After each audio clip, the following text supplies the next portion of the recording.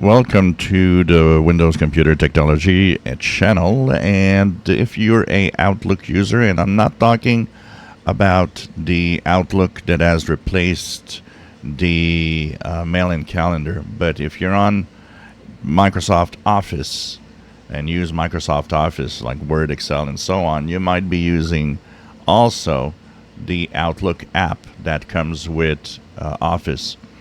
And since a security update that happened many months ago, it was actually giving false security error messages when you would open certain types of emails. And so this was an annoying problem for a lot of people.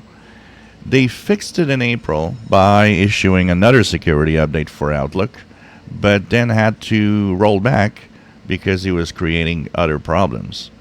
Now, on a post that happened recently, Microsoft did acknowledge that the bug was fixed on July 9th.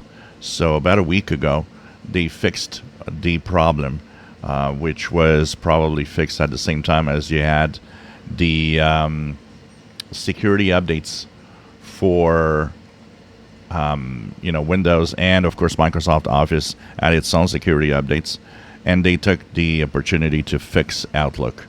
So if you had that annoying security message pop up regularly, it should be fixed by now, as Microsoft says that everything seems to be all right.